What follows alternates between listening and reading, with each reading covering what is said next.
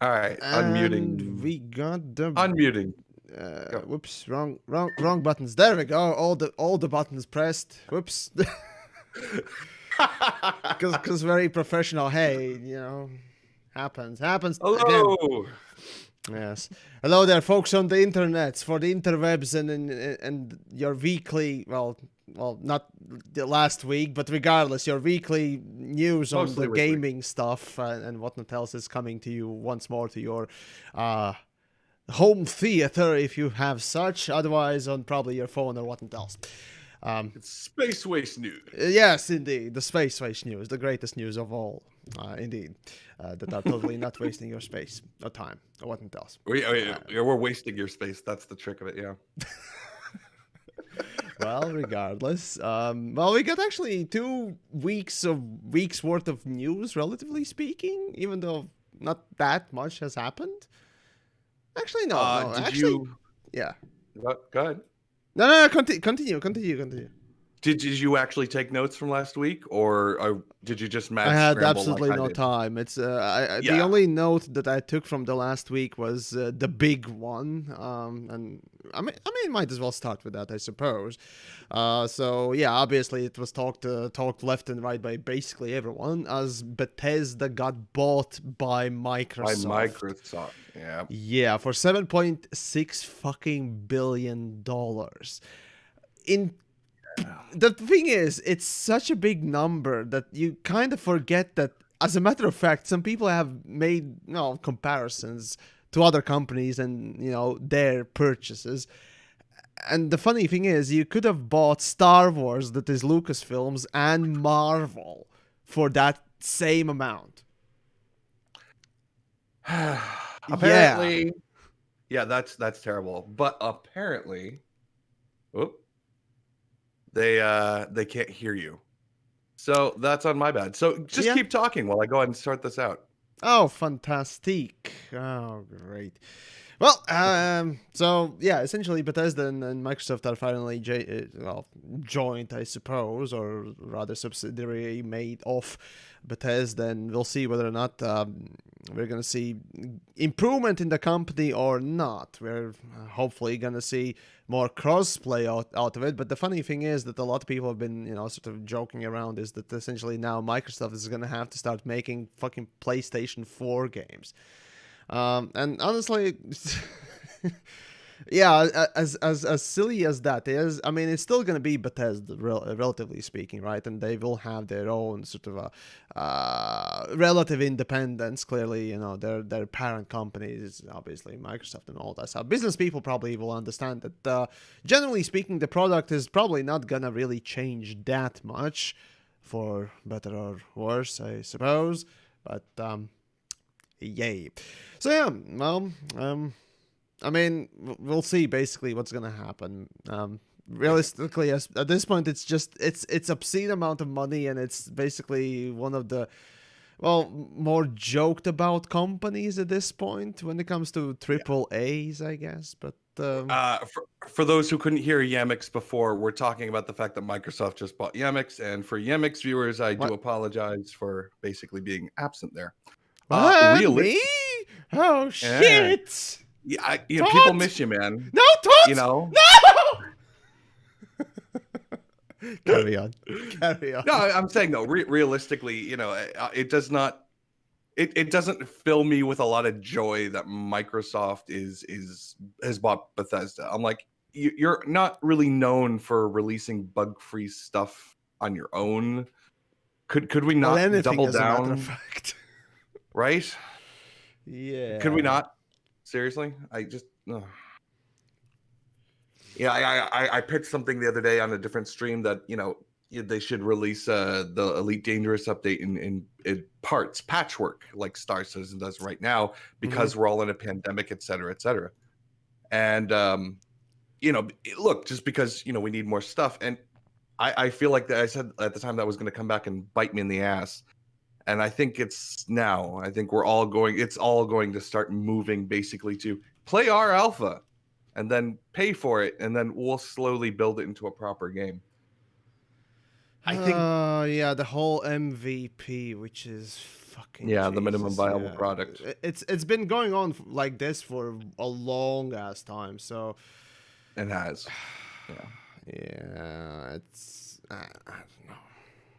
I mean, sure, yeah, you can say that. Okay, well, again, as I even myself have said, minimal viable product when it comes to just general game releases, if you will, can be a good thing and a bad thing, right? The minimum viable for one company may be quite different from the other. However, Bethesda is not known for very good minimum viable products. Yeah. So, yeah, and Microsoft is they're a software company, sure, but I wouldn't quite call them either a publisher. They used to try and be a publisher, but basically failed doing it quite tremendously. Well, ZeniMax is the publisher now, which yeah, but it's I don't like know. it does not bode well. I Yeah. don't know if I have any faith left for the space game. This is sad. We're space waste news. We don't remember the Starfield. Oh God, the Starfield. Yeah, that fucking thing has no information about since its inception in what was the 2018? I think it 18, was yeah. E3, and even then it was basically just a kind of weird space satellite. That's it. Yeah, no, we got like 3 seconds of rendered footage. It does not bode well. No, I will admit, but it might be it with. I'm sorry, man. I tried. I wanted to say with Microsoft's funding in there and their team, it might be amazing and blow us away. But I don't know if I believe that. We'll see. I, We'll see. Yeah, we'll just go and see at this point, really. from the people who brought you Windows. Oh my, no, A space game. It's long. Back in the day when Microsoft actually tried to branch out on the consoles, then that was a joke. These days, Microsoft is known for, again, so many fucking things, right? The Windows, obviously, is the more popular one, but then again, you don't really realize how big of the fucking part of their business is actually the Office, right? The amount of those tools and so on and so forth is just insane. As a matter of fact, the last I checked their finance, split and what else, Windows was maybe 25%, and then fucking Office was 30 something plus. So yeah, do you know what it'd be the greatest thing ever, and I would actually forgive a lot if they did this. If in Starfield your ship crashes or something like that, and you go to reboot everything and bring it back up, and it blue screens. I would immediately forgive a lot. I'm not gonna lie. Well, I don't know about that though, but I mean, as a joke, sure, one joke, but honestly, it's an unknown. It's a complete unknown. So again, no speculation from yours truly. Yeah. Fair enough. Yeah. So yeah, that was yeah. What? I want to talk about Squadrons. All right, so hit me.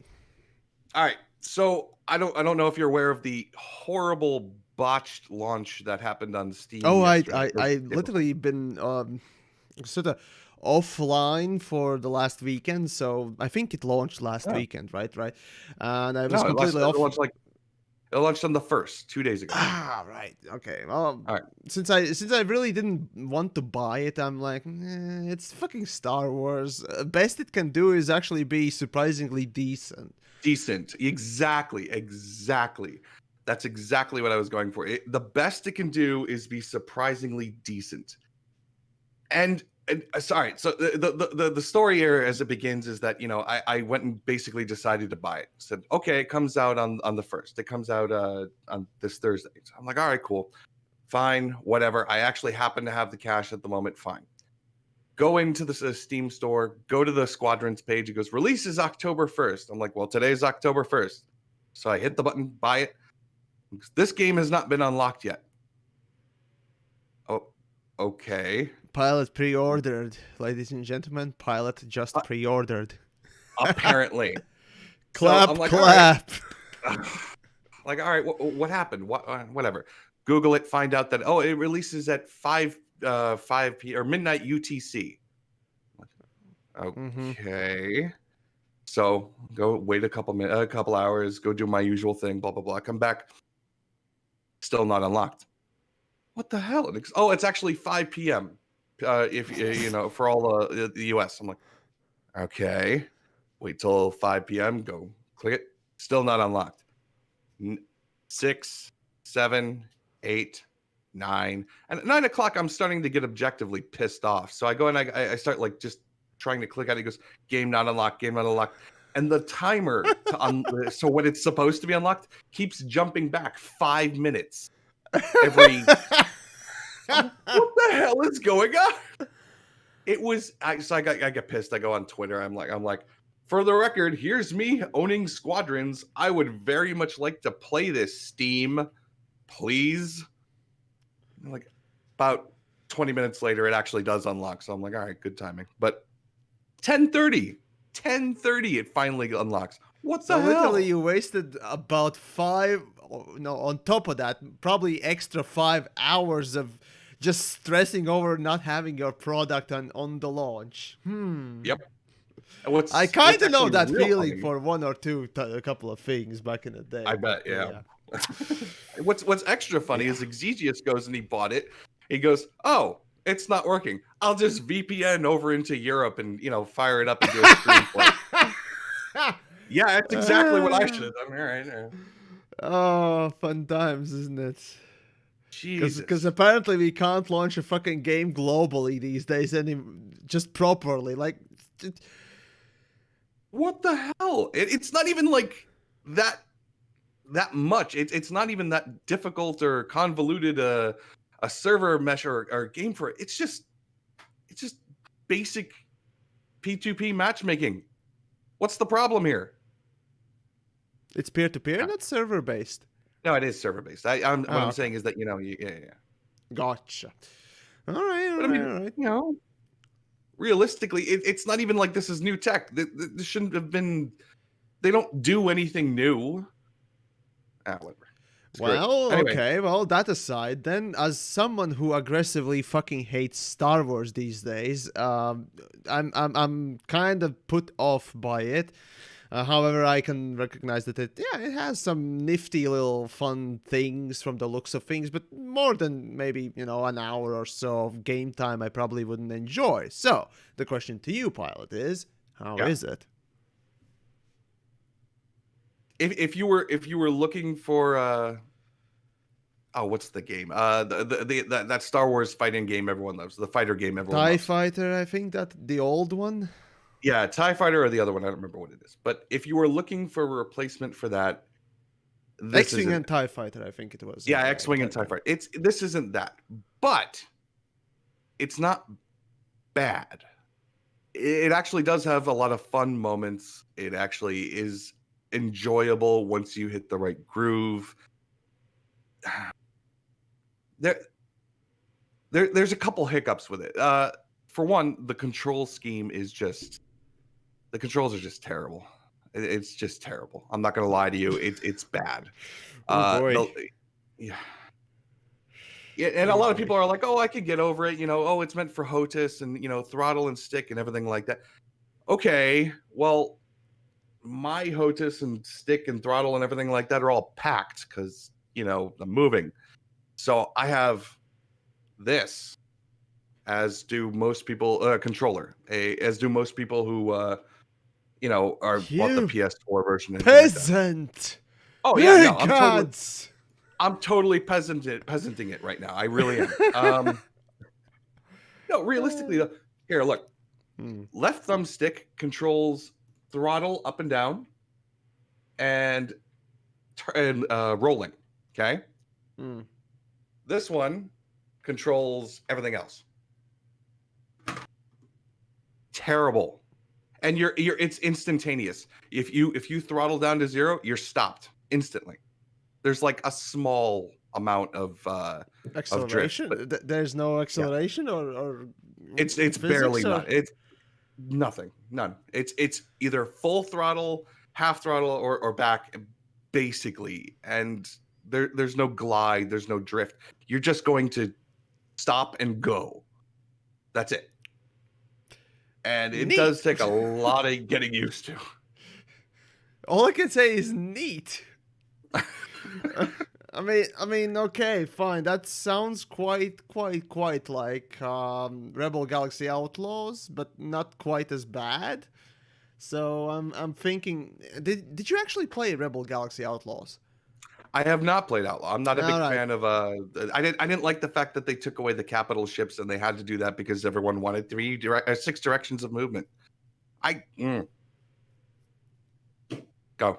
I don't know. Okay, well, that's my best sort of a comparison because they seem very similar as a very arcadey sort of a. Okay, No Man's Sky. How does it compare to No Man's Sky then? I will take the flight system of No Man's Sky above this any day. Oh, that bad? Yeah. Oh God. It's Okay. it's Well. not it's not unplayable, and it's you can get used to it, and it's not like game breaking bad. It just takes a it's like you're getting used to a new piece of equipment. All right? So you Sure. can get into it, and once you do, it actually is fun. Like there are fun moments. I really want to like this game as like you jump in and you have you just want a quick dogfighting match. And I want to be able to just load it up, have 30 seconds load up, 30 seconds to find a match, load in, bam, have 4 to 5 minutes worth of, or was it like 8 minutes worth of dog fighting, get my stats, and it kicks you out to the main menu anyway. Great. But the problem is loading into it with their easy anti-cheat software. That's 2 minutes. And then Sometimes. then connecting to the servers is another minute. Then going and finding a quick match is another 40 seconds. And then getting into the match and actually customizing your ship and making sure everyone's okay in the lobby is another 2 minutes. And then on top of that, there's a loading screen for another 30 seconds. And then you get the animation, and then you can finally play. Did you try it in VR Oh, no. My no? VR set's Okay. packed, and I'm not going to unpack it for this. All right. Fair enough. Fair enough. So actually, how big are the matches then? Was it 4v4? Yeah. Well, I think maybe 5. I'm not sure. I don't remember off the top of my head. Let's find that. That's honestly, I don't know. Like, it kind of feels like, okay, fine. Yeah, there's a lot of geometry happening, I suppose, oftentimes, but just, honestly, can we get past that? Actually, no. As a matter of fact, I still remember back in 2005, right? Half-Life 2 comes out and for 2004, whatever, right? Half-Life comes out and all the things and basically the server amounts, in a more typical player versus player sort of servers, often sort of drifted around 16 versus 16 or 8 versus 8, right? Depends on what type of game you went for. Now we are sort of digressing just down to the bare minimum amount of people in the server that would make it fun. I don't know about you, but I miss the days of fucking PlanetSide's heyday, when everyone was just running around and killing things with literally fucking hundreds of people in one place. You know what? No, I'm good. I like 5v5. The map. Look, okay, I'm not gonna lie. Sometimes you spawn right in and within 10 seconds, you're gonna get nailed. If there was just like an 80-person grand strategy fighting blah blah blah blah blah, it would be intolerable, unplayable. I totally get why they did the 5v5 here. I really do. Well, that's why you increase the map sizes and whatnot else. But okay, fair enough. Or, well, there are many things you can do. But okay, fine. If you just simply want a small fighter, But that's the other fighter thing game. that's the other thing now, and this kind of already has it, is you do spawn far away. So what I'll do is I'll throw it all into engines, boost into the main area, throw it all into guns or shields, and then we'll go off on we'll start fighting. But it takes about 7 or 8 seconds to get from your spawn point basically to where everyone is. And if you make the map bigger, I can't tell you the amount of frustration I will have to, spawn in, take 40 seconds to get to the battlefield to instantly die. Honestly, That would break me. somebody who doesn't particularly have issues with things taking a little bit time to set up, playing Counter-Strike, World of Tanks, whatever other big single match type of game where death is permanent for the match duration. I have no issue, frankly speaking, of that. And fucking hell, those of you fuckers who are playing, what is it? Not PUBGs, but battle royales. There we go. I don't know. I honestly preparing for a battle, that those exciting moments, those rare intense moments, is actually a bit more interesting than having those constant exciting moments happening to you, and it just burns you out. That's why I often don't like the arcadey flight simi fighter games, as a matter of fact. I get it, and I mean, look, like I said, this what I want from it and what I'm getting for it are two different things. On its own, it's not. I don't think it's very good, but there are moments of good in it.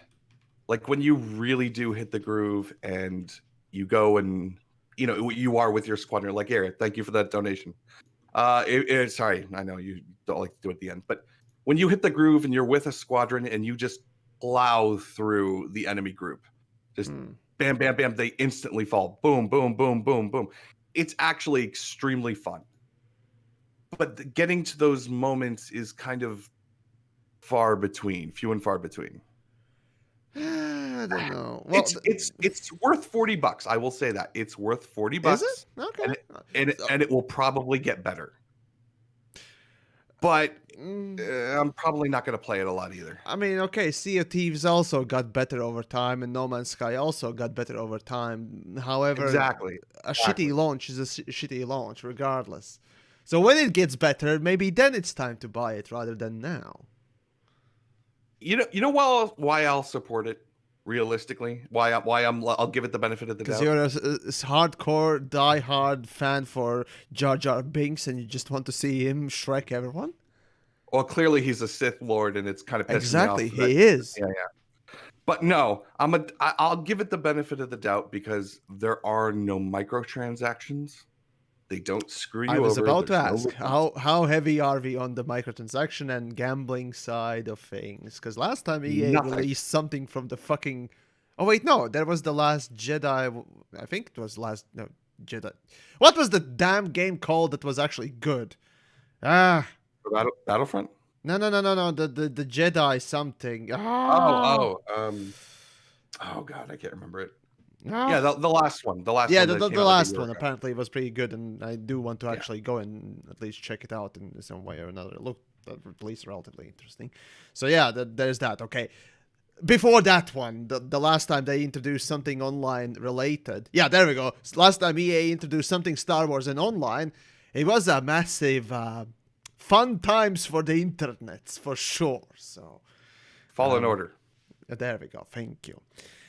So yeah, but hey, if it doesn't go in egregiously like Elite Dangerous or other games do with the extra fucking microtransactions on top of actually, paid game, it's all good. Or does it have microtransactions? It does not have microtransactions, and the worst it does is there's the obligatory in-game currencies to unlock things.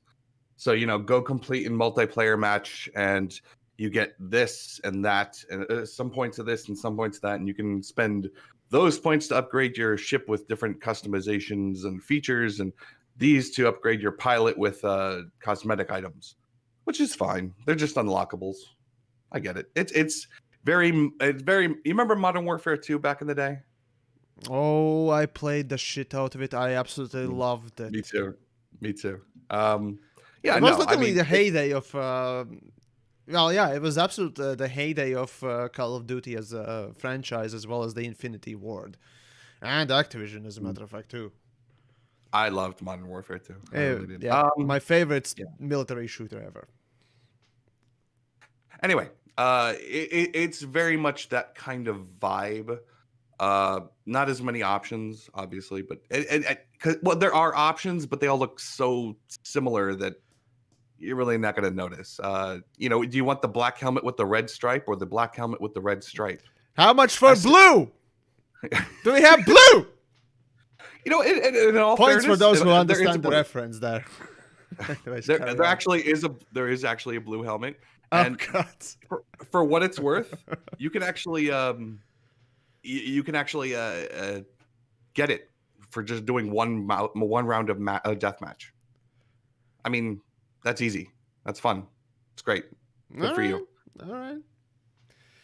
Well, fair enough then. Well, what can I say? Apparently, a decent game from EA. Who would have thunk it? It's a decent game for Motive. Motive deserves the love there. Yeah, the developers, that is.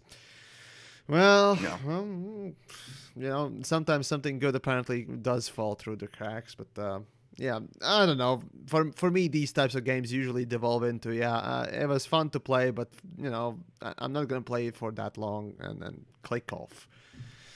Oh well. I think that's what it was meant to do. Like I said, that's what I would want from it. I want a quick death match in a TIE fighter. Hop on. Kill someone. Quick question. Does it have single player? Yeah. There's an 8-hour story to it, which is that's even good. Okay, fuck yeah. In that case, good. It's a lead-in for the multiplayer. I mean, that doesn't matter. Honestly, it's fuck it. As long as there's something extra, it's so honestly rare to see games with a fucking single player these days as well. With a multiplayer focus. So yeah, good. Sounds decent. It is. It's not bad. So yeah.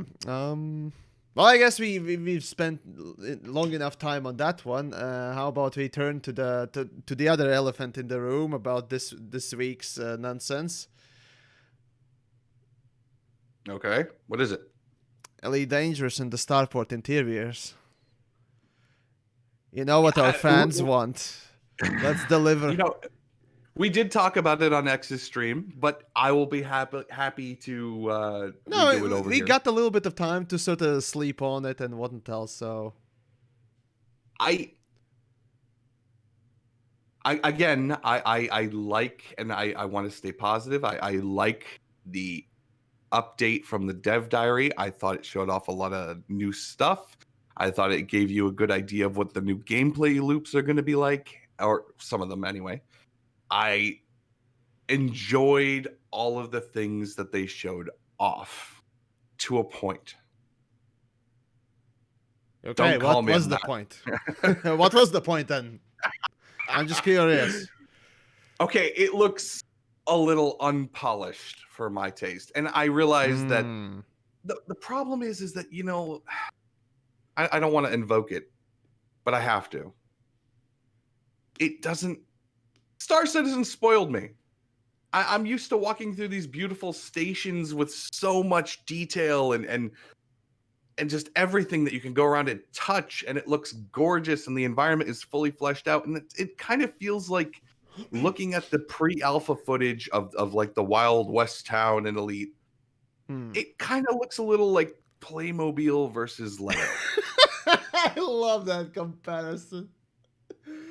Oh god, I love that comparison. Because the thing is, the lighting, the colors definitely do remind basically a down-toned, sort of smoother version of what Star Citizen has. Like the graphic settings are set a little lower, But the funny thing is, I was about to say that snarky comment, oh, Pilot just simply wants a cinematic post-processing on this fucking screen with a granular filter and noise, right? More shit on Is that screen. so bad? Is that so bad that I want it? It's disgusting. It's disgusting.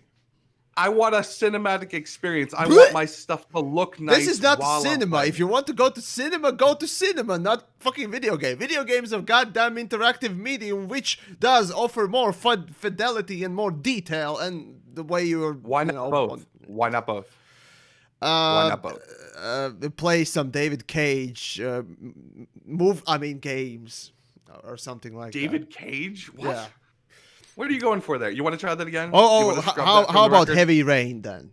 Go play Heavy Rain if you want a cinematic experience. Jesus fucking Christ, that game. But look, okay, and no, that's unfair of me.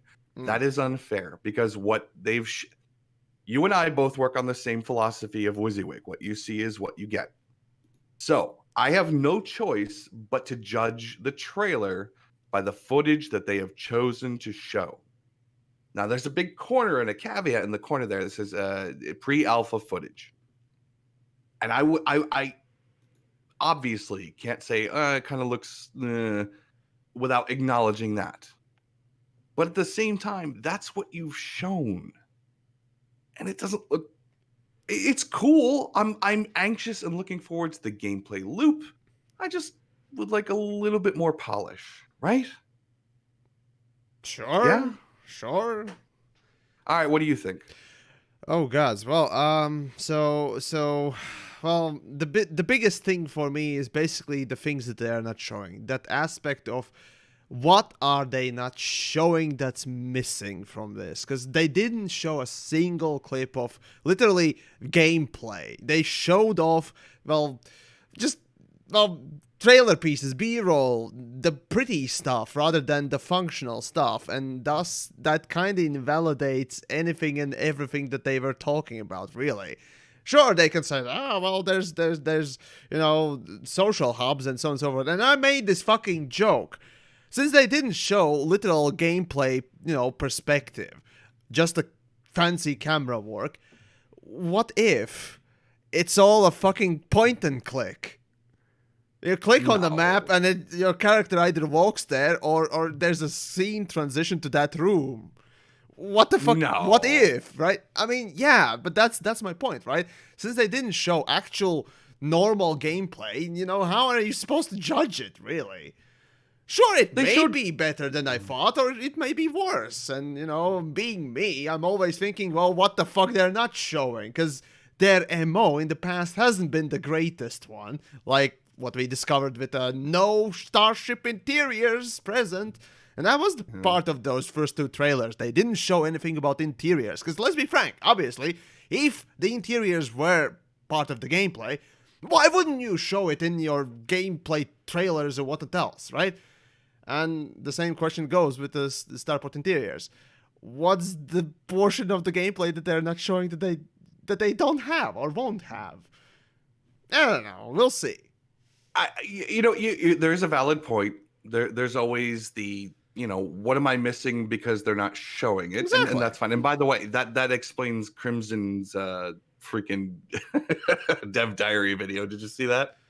It was monotone and quite boring. The start was okay, but the diversity was necessary, as in the scene diversity. Was that an actual game that he was playing? I think so. It's who the fuck knows. Back in the day, there were some really weird games. I mean, okay, these days, if you go on the fucking Steam Greenlight, you're gonna see even worse fucking examples. But I don't know. You gotta ask him anyway. that. No, that's he kept doing that click around to scene transition thing. I was why is this happening? And now you explaining it that they didn't actually show you moving from thing. I'm like, okay, it's a bit of a weird thing to be hung up on, but I guess if two people pointed it out, that there might be some validity. I can hazard a guess though that there's not going to be scene transitions that you actually do get to walk right. It's a very exaggerated sort of what if the worst case scenario of me, and I just simply find it very funny, right? However, on the reality side, I mean, social hubs are relatively speaking really necessary for most games, most online games, and so on and so forth, but not the be-all and end-all. I'd say the ship interiors are more important than the space starport or whatnot else interiors. I would definitely put the spaceship interiors way higher than starports, but whatever, fine. If they choose to do it, well, then don't fuck it up. However, now when it comes to actual gameplay, really, we just don't have that much information. So it's just little snippets of information and not much result of it. The only interesting thing that I found was, the Apex, right? The ability to play the game, quote unquote, and not use the spaceship. And hey, I'm if it doesn't have the immersion timers that the ship transfer timers, that shit happens, right? I'll be fine if I can get to, let's say, Colonia in 10 minutes. That would save me a lot of time to go and film stuff, and that would allow me to, quickly skip to a place to film shit. So from creator's perspective, that's nice. From gameplay perspective, now that's terrible. Exegius actually went and basically confirmed that there will be a timer if you're using the travel system, and he put it up on Twitter. And I'm not a fan, but here's the thing: How big is that's the okay. timer, though? He didn't. That's the They big didn't question, mention. right?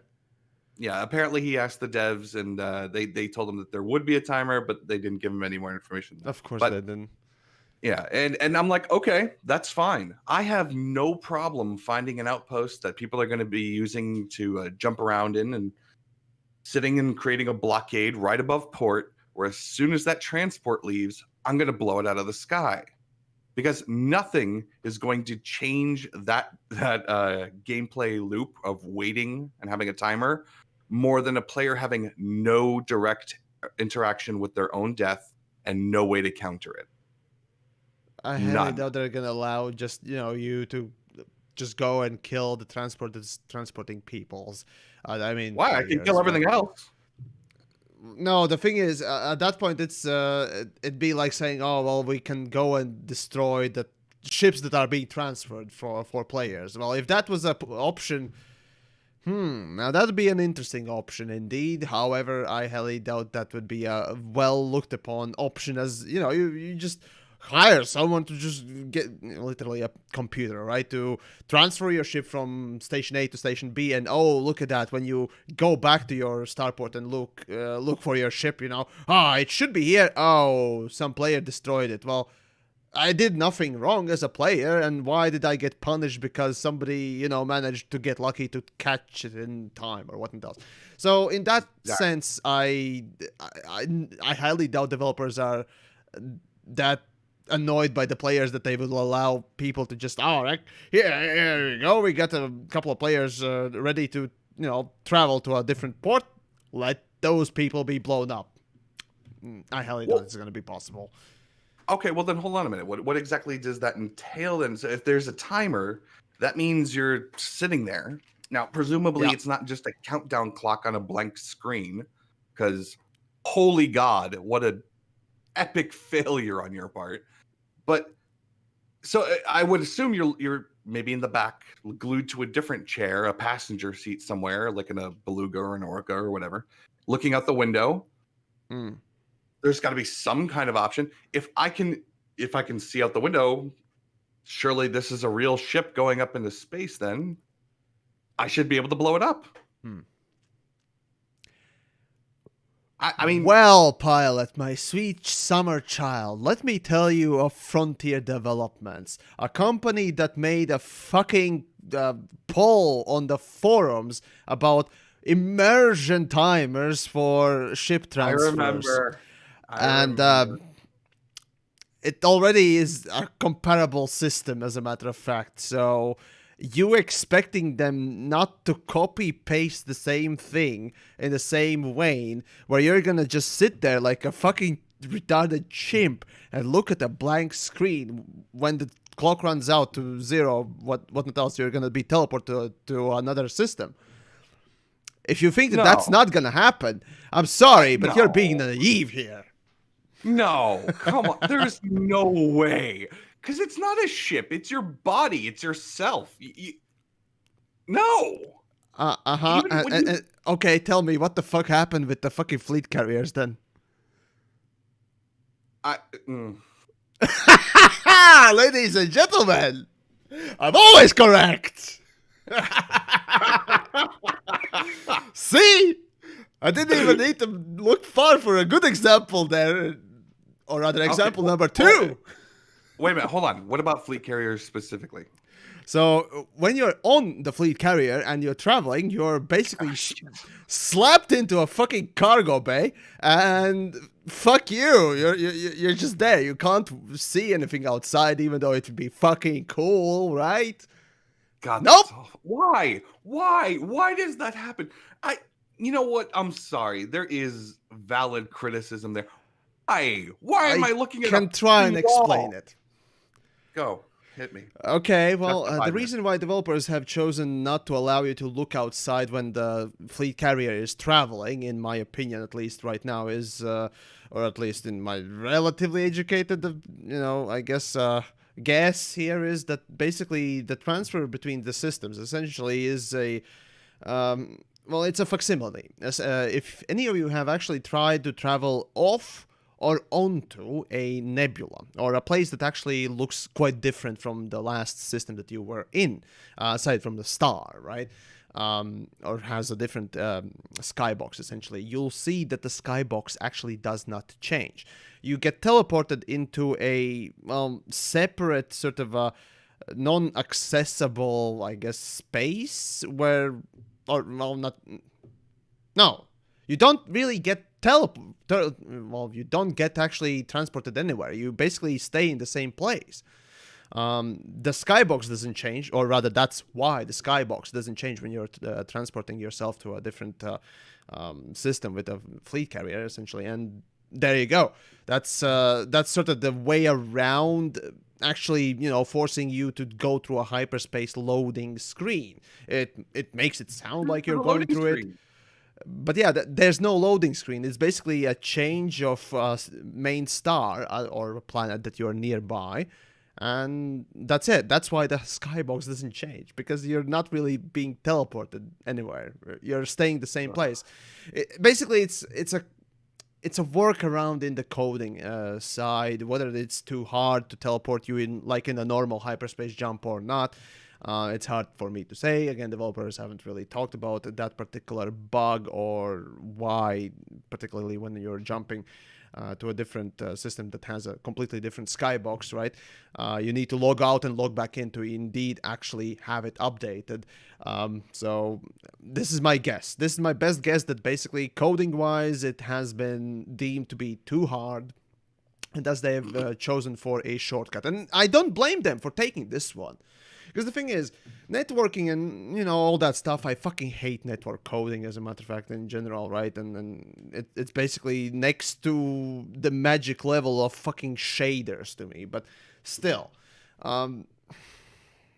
it's a workaround, and it's not a bad workaround. However, yeah, seeing you jump, to a different system, at least as an outside camera, would be pretty nice. But oh well, I guess we ain't getting that, and trust me, the same thing is gonna happen. You know what the big question is, right? Mm. What's the insurance going to be on your person? Probably there won't be. I guess that there won't be, honestly. Maybe actually that's a valid question. What will be the punishment for you as a person dying? Please go clone VATS. I know it's a derivative of Eve, but they did it right. Again, I've said this. You have your competitors competitors in your field. Copy their good things and don't do their bad things. However, Elite is exactly. Yeah. So we'll see. Speaking of Eve, did you see their new update? Their new mode no. to allow to play the game? No. What's up? What's up? Oh, buddy. You know how Eve is considered spreadsheets in space? Do tell, yeah. So the new mode allows you to turn off all the graphical interfaces so that you only see the spreadsheets.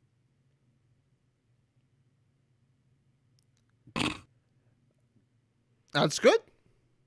Honestly, that sounds like a good thing. Essentially, if you are playing a game, right, there's the active tools, right, and rather the tools that are necessary for a gameplay to happen, or basically to accomplish something within the game. We can see this with Elite Dangerous, as a matter of fact, as a complete opposite indeed.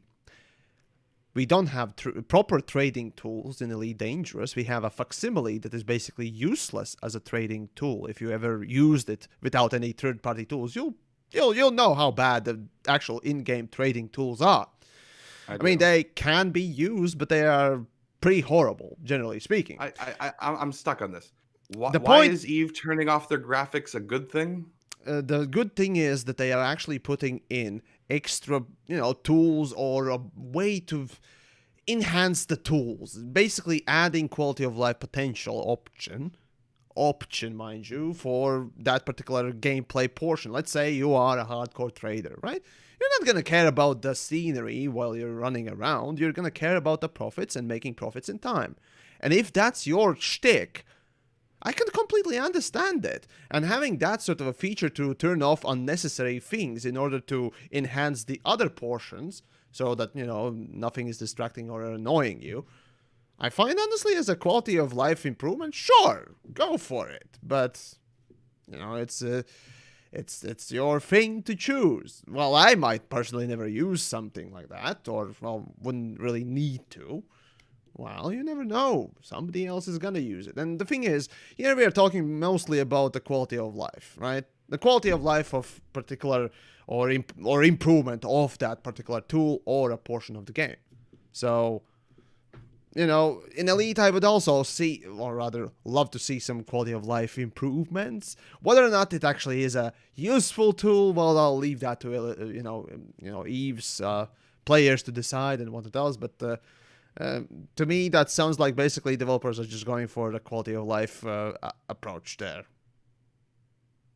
So. I mean, okay, let's turn off all graphics whatsoever and just put on, spreadsheets and really embrace the, the trope. But sure, okay. I mean, that was actually the point. You actually hit it right on the nail on the head. It's the whole point of it is that if you're in an environment where there's 6,000 other people and you don't want your computer to slow down to, crud, and you want to be able to do your trading or whatever, or give commands, then yeah, you can disable your graphical interface and just have the spreadsheets. But my God, man, like, wouldn't the seemingly better way to go, maybe make adjustments so that you can have pretty things and play the game?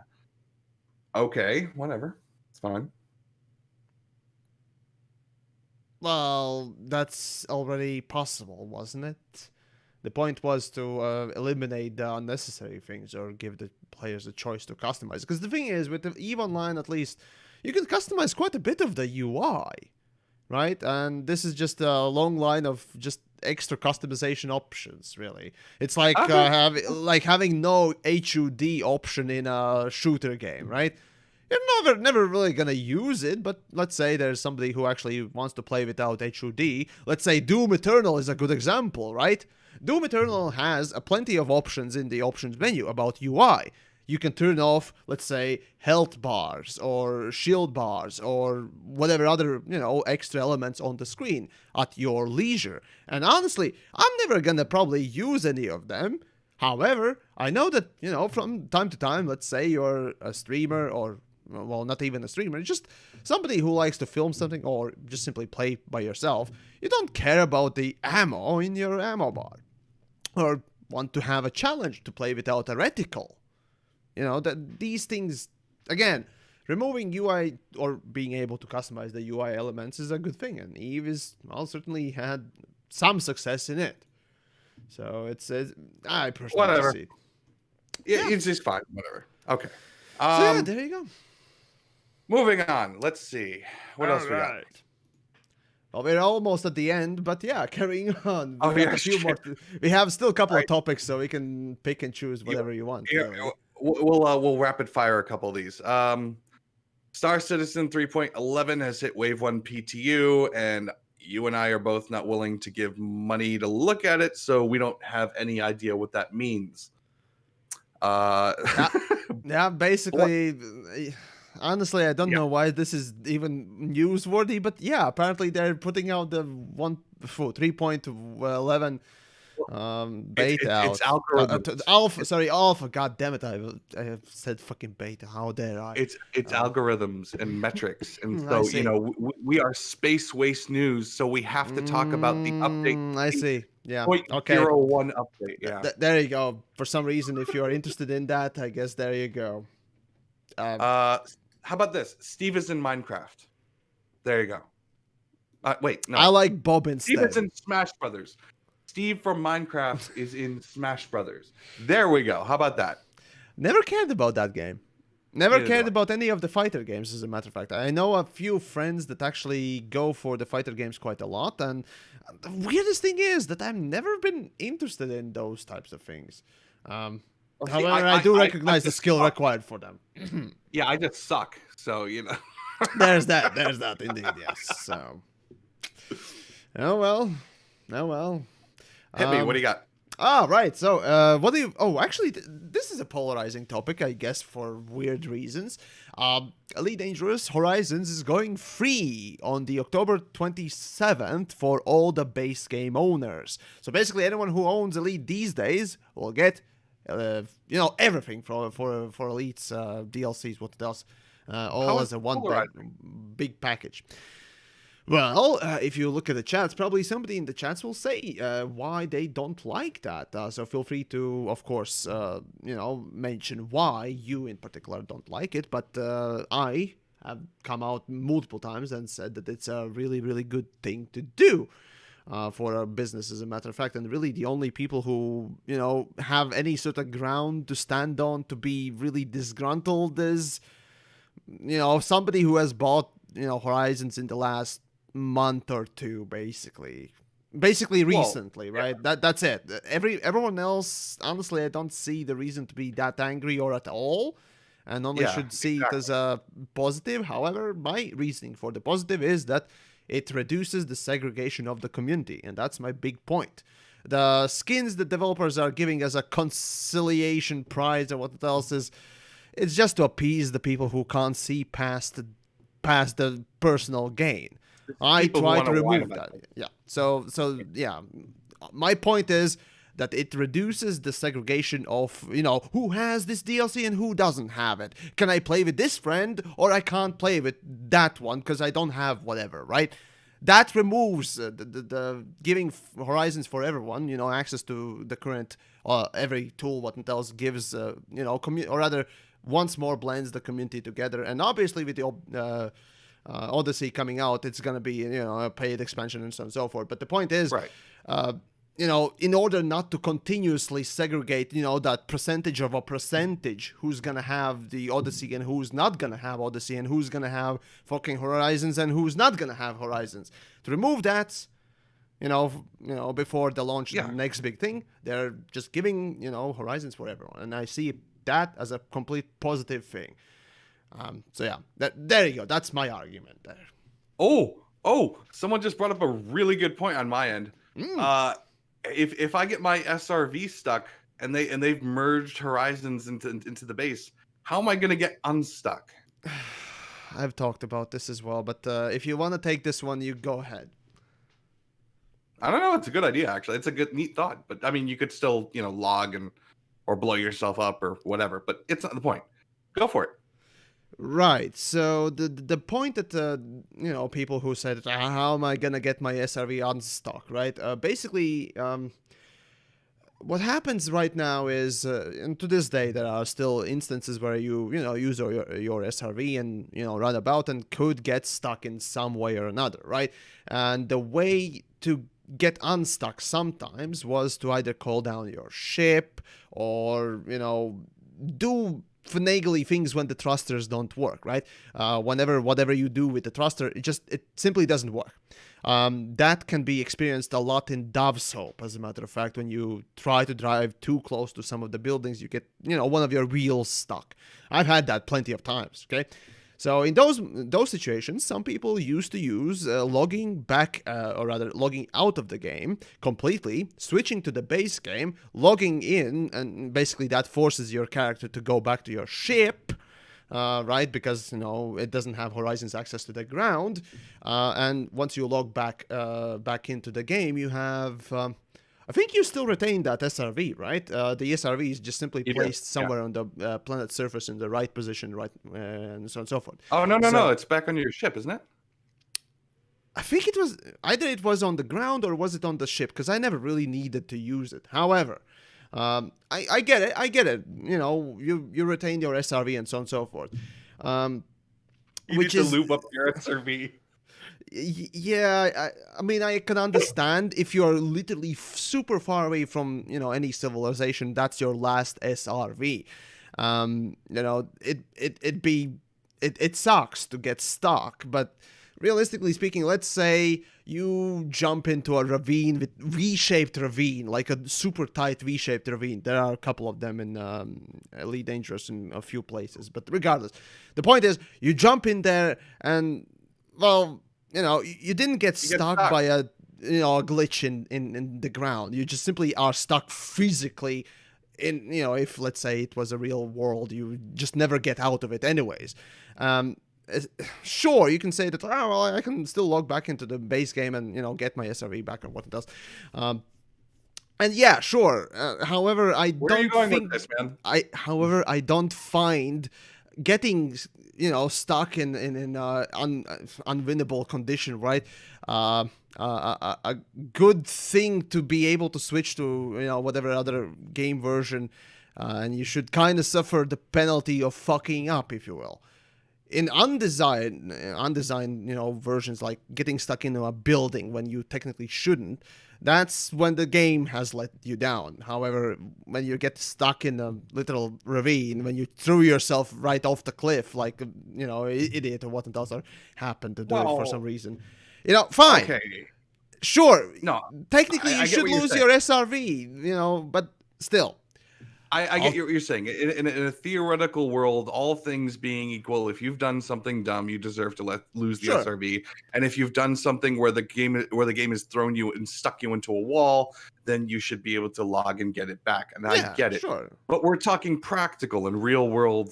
Sure. Real world stuff. Is that you know what would be my alternative to logging back in and out and maintaining your SRV? What? Having developers develop fucking tools to allow that. I think we're getting new SRVs. Oh, sure. I really do. Oh, sure, yeah. Isn't it funny that we are getting different spacesuits and not a new SRV in these 4 fucking years, or haven't gotten? Oh, that irony. I think, and hear me out, the current version of being on the planet and launching an SRV and driving around is completely incompatible with Odyssey's system of players walking around. Because imagine this, because you and me both are going to do this. Immediately launch an SRV, drive into town, and see how many people we can mow over. Yes. Exactly. Yes. I think it's an entirely new system. I think we're going to have entirely new SRVs. And even if we keep this current one, it's not going to be the same SRV. I think it's going to be a different SRV. You know what I mean? You're theory crafting and you're speculating, my friend. You're expecting them to change something, and I haven't seen any single change, so I'm expecting the same thing to remain as it is right now. Okay. You're breaking your own rule there, pilot. I'm not though, because really? I'm not, because there are no NPCs that walk around outside.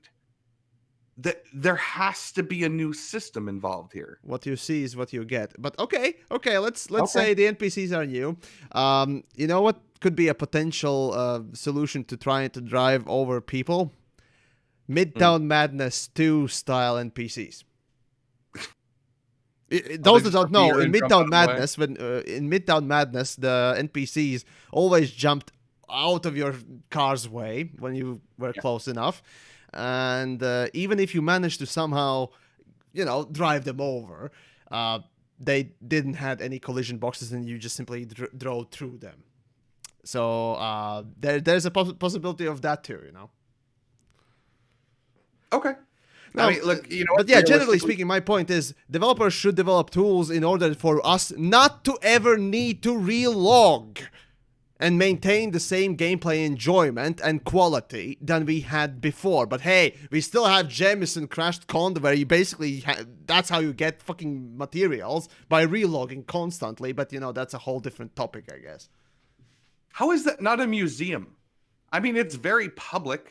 What? No. I'm not doing this. I'm not doing this. Games logic, my friend. Games logic. Yeah, fine. Whatever. So, okay. Yeah.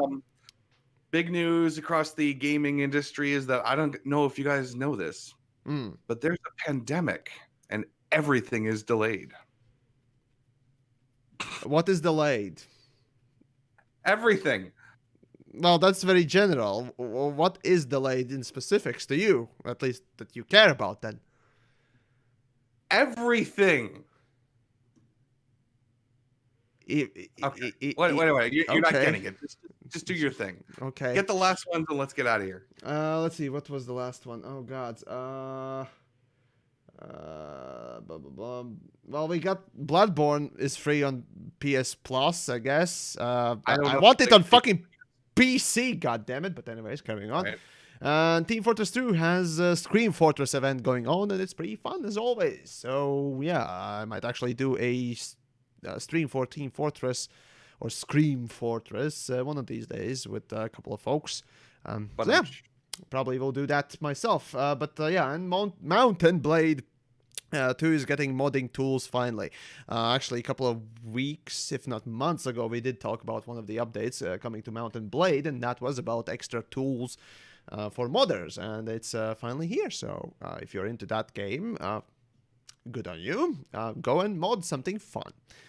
And I suppose that's about it. Oh wait, no, there's one more. Right, GOG. So those of you that are using GOG or want to dispense with Epic Store and other fucking platforms onto which to buy your games and whatnot else, GOG already had basically an ability to connect to your different accounts and basically consolidate all the games you had available into one library under one application. That was already possible before. However, now, at least when it comes to Epic Store, you will be able to buy games also from those platforms. That includes, Epic Store at this point. So yeah, if you just simply want to dispense with Epic Store's launcher, you can get a GOG and start buying games. Also, an interesting on top of that, the wonderful news don't stop, folks. The fact is that GOG will also offer 30-day refund policy instead of, let's say, Epic Store's 14-day policy. I'm not sure how it works with Steam, whether they will also offer the 30-day return policy. But yeah, as long as you're not abusing it, we might actually see some really good fucking things from GOG. So, quick question. Yes. Does the pop-up telling you that every 3 days that there's a free game from the Epic Store happen in the GOG launcher as well? No, clearly not. All it does is take your account details and list the games and what else that you have. Yeah, if you want those free games from Epic Store, you're still going to have to somehow either go to the store on web browser, I think it was, or the launcher. So fun times for you. I need that pop-up, man. I wouldn't know about half the stuff. Oh, I barely ever log in, but from time to time, if there is something interesting, I might as well go and pick it up, I suppose. So yeah, but yeah, GOG is really working its way up, sort of, and definitely nice to see that. But that's about it, I suppose, on the news. If there's anything else, Pilot. Apparently, I look like Serge Tankian from System of a Down. Huh. I don't even. I'm too plebeian to understand that reference. Oh, okay. Well, you know that song Chop Suey? Wake up! Watch out! Oh, gotcha. Yeah. There you go. Okay. Here's the thing. And the reason I'm mentioning this, I used to live in the same apartment building as Serge, and that's really funny because he was like my upstairs and slightly to the left neighbor. And he did not want to talk to anybody. He just wanted to be left alone. Exactly. And yeah.